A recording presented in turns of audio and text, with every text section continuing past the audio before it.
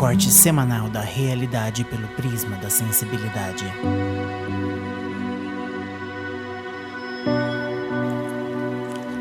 Eu sou Denise Almeida e esse é o Sinestésica, um recorte semanal da realidade pelo prisma da sensibilidade.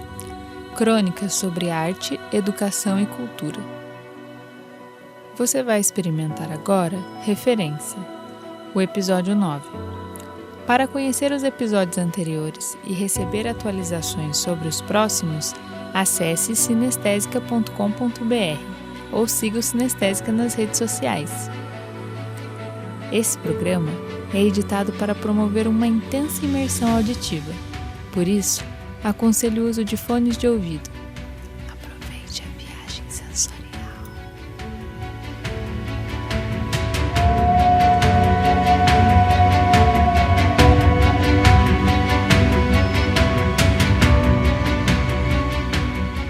Eu fui uma criança nos anos 90, no tempo em que tecnologia não fazia parte da infância. A única TV de tubo da casa e um videogame velho eram o máximo de inovação tecnológica que uma criança da classe C teria acesso, e ainda assim muito restritamente. Vi essa realidade mudar muito lentamente e pude me acostumar com essa mudança com alguma consciência.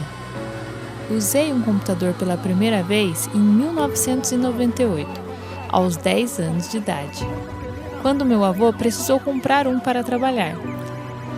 Tive um computador na minha casa e acesso à internet discada apenas 2 anos depois, já no ano 2000, quando deixei de morar na roça para morar na cidade. Isso significa que a primeira década da minha vida, ou seja, 1/3 dela, foi absolutamente analógica e rural. Todo lazer, entretenimento e conhecimento eram fruto do mundo que conhecíamos como real, entre muitas aspas. Estudar ou conhecer algo novo era um processo de garimpo nas fontes viáveis. Os livros da escola, os recortes de jornais e revistas, as enciclopédias e, principalmente, as pessoas. Sim, os adultos presentes eram a referência de conhecimento escolar antes do Google. Era muito comum levar tarefa da escola para casa solicitando pesquisa com os pais. O mesmo acontecia de maneira inversa, quando ao questionar os pais sobre um conteúdo, a resposta era, não sei, pergunta para a professora.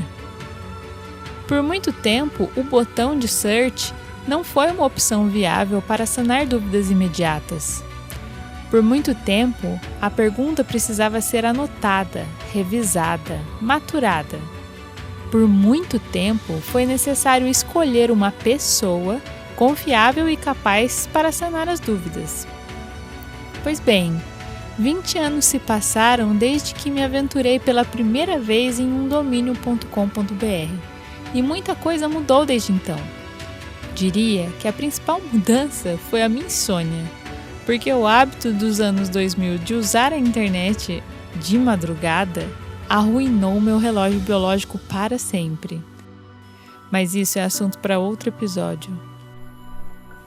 Como relatei no episódio anterior, tenho preferido me retirar voluntariamente da rotina urbana sempre que possível. Primeiramente porque gosto e me sinto com mais vitalidade na roça. E segundo, porque durante a quarentena, ficar afastada no campo é uma maneira segura de manter o isolamento e, mesmo assim, ganhar amplitude de movimento e horizontes de maneira natural e sem custo. No entanto, para a minha realidade, a escolha de não estar na cidade acarreta em um ônus bem específico: ficar sem internet.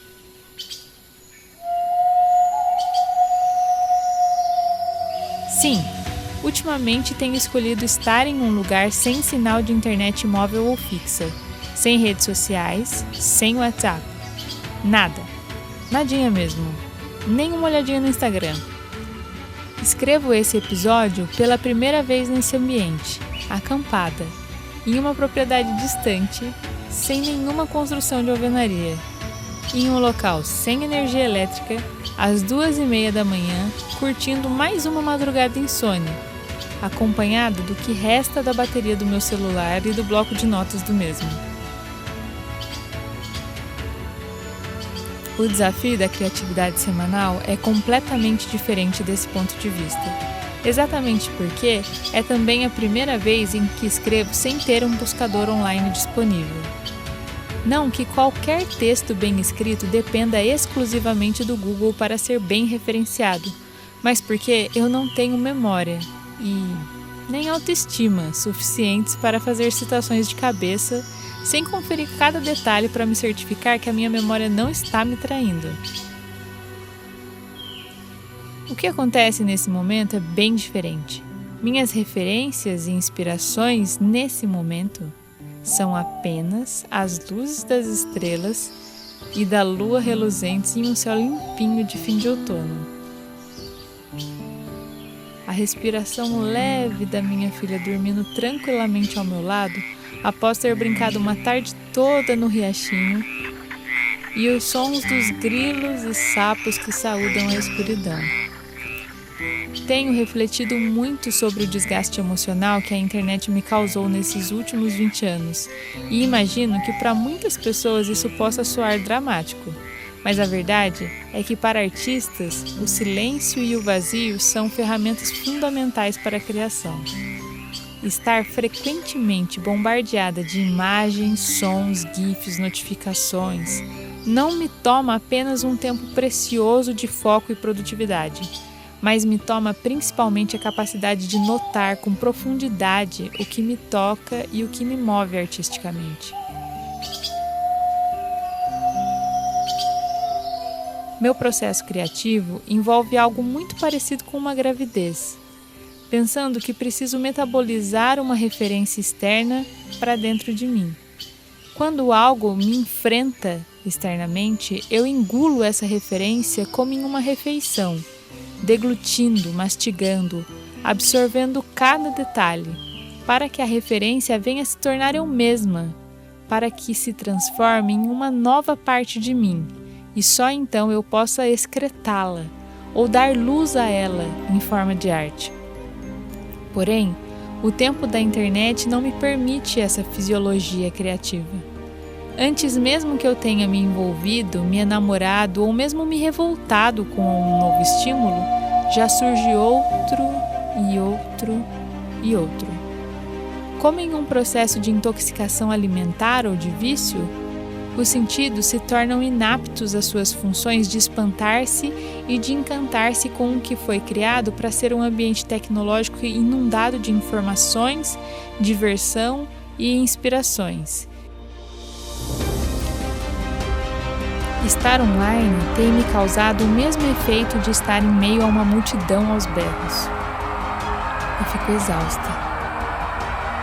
Nessas 2 décadas online, pude experimentar diversas formas de estar presente virtualmente e de compartilhar experiências e informações com as pessoas.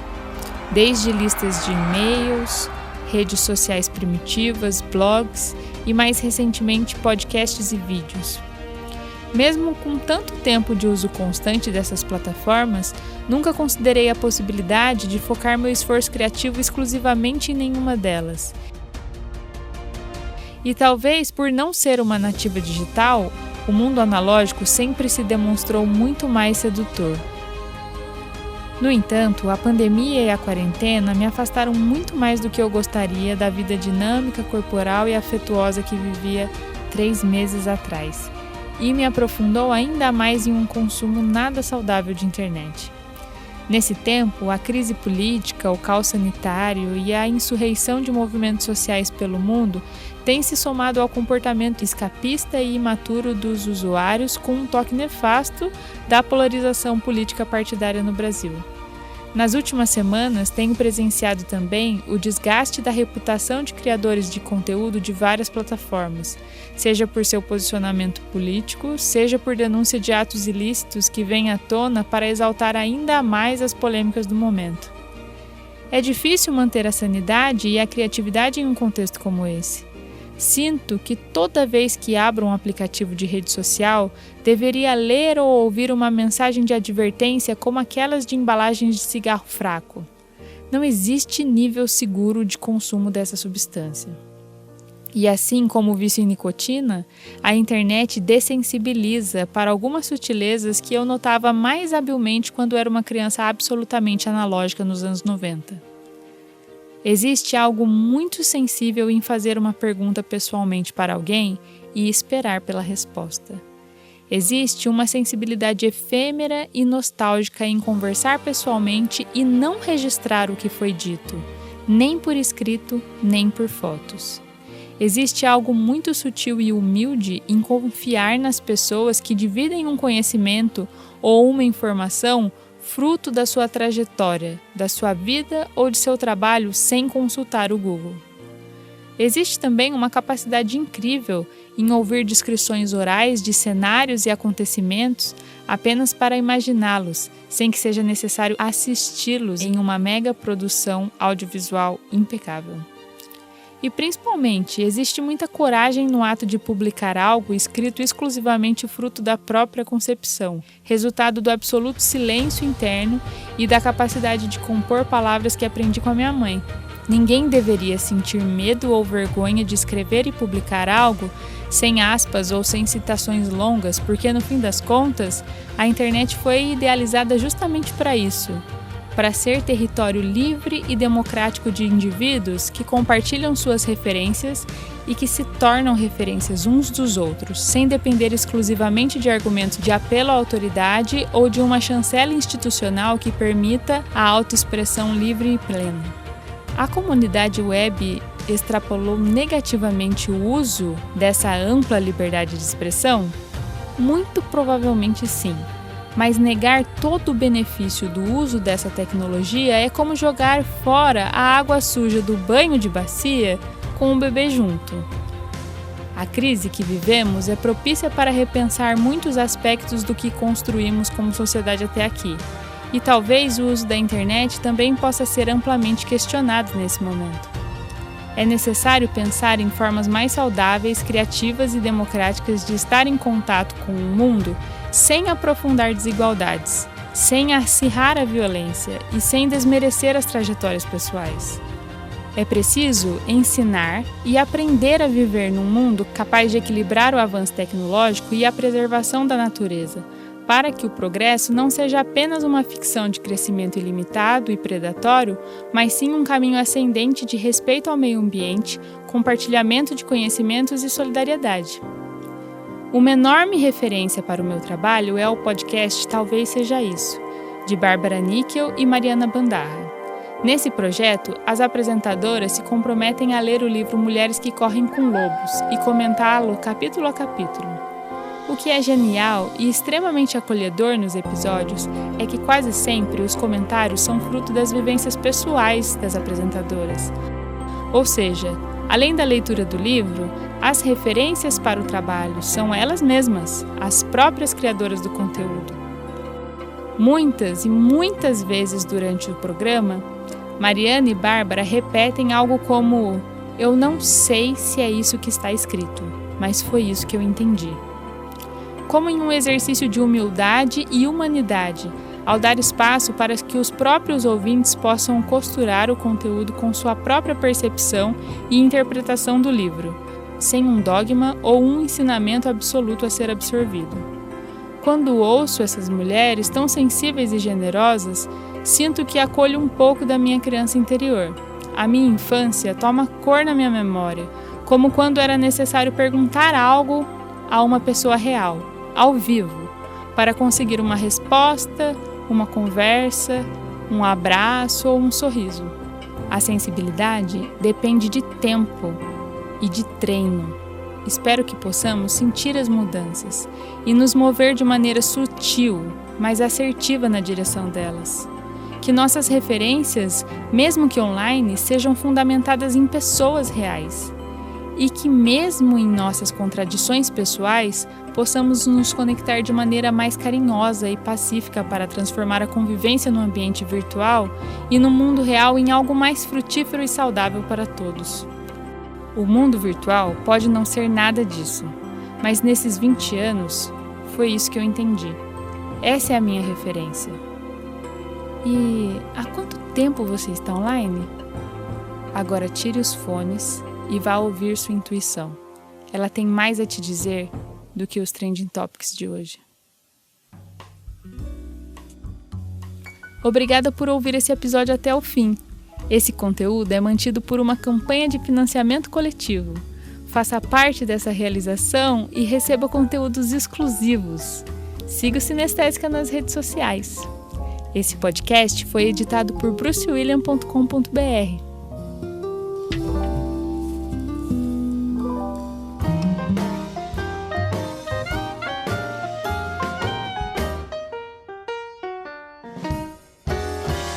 Este podcast foi editado por brucewilliam.com.br.